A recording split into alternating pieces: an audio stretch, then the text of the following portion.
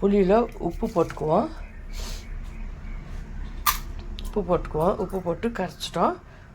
இப்போ வந்து எண்ணெயை வந்து வடைச்சட்டியை பாத்திரத்தை வச்சு எண்ணெயை ஊற்றிக்குவோம். நல்லெண்ணெய் ஊற்றினா நல்லாயிருக்கும்.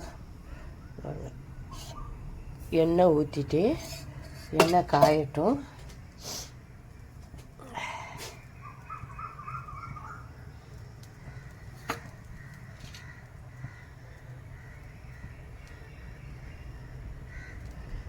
எண்ணெய் நல்லா காஞ்சிருச்சு. இப்போ கடுகு உளுந்தம் பருப்பை போட்டுக்குவோம். கடுகு உளுந்தம் பருப்பு பொரியட்டும்.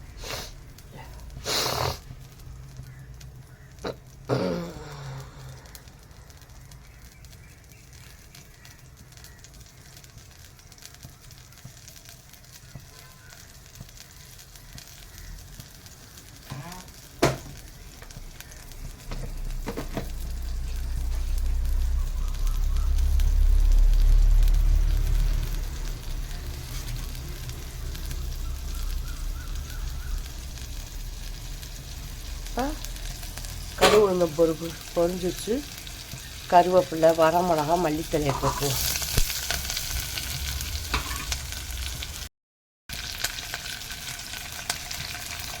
இப்போ மஞ்சள்தூள், பெருங்காயத்தூள், புளியை வந்து கரைச்சி வச்சுருக்க அந்த கலவையை ஊற்றிடுவோம்.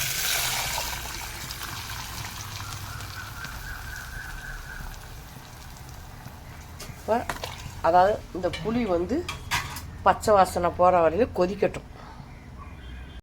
இப்போ நம்ம வந்து கொள்ளை வேக வச்சு வச்சுருக்கோம்ல, அதை எடுத்துக்குவோம். கொள்ளை தண்ணி எடுத்துட்டு முதல்ல வந்து அந்த மசிச்சிடுவோம். கரண்டியை வச்சோ பருப்பு கட்டையை வச்சோ இந்த பருப்பு கட்டையை வச்சு இப்போ மைய மசிச்சிடுவோம்.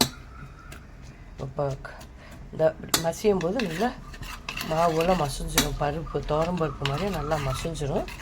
இப்போ நமக்கும் மசிஞ்சிருச்சு, நல்லா மசிஞ்சிருச்சு.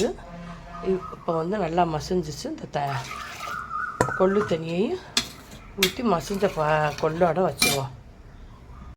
இப்போ வந்து கொள்ளை வந்து நல்லா மசிச்சிட்டோம். இப்போ கொள்ளு தண்ணியை அதில் ஊற்றிடுவோம்.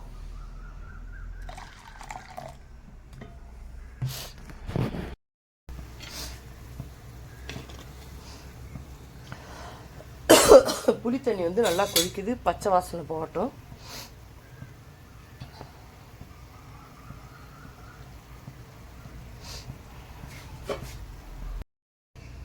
வந்து நல்லா கொதிச்சிருச்சு.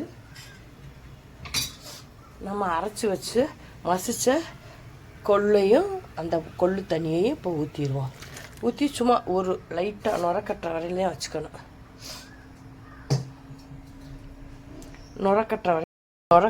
நுரக்கட்டி வரும்போது நம்ம அரைச்சி வச்ச பொடிகளை போட்டுருவோம்.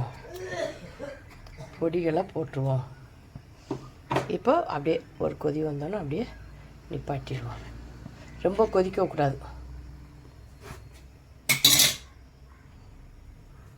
இப்போ வந்து கொள்ளு ரசம் ரெடி ஆயிடுச்சு. நிப்பாட்டிடுவோம்.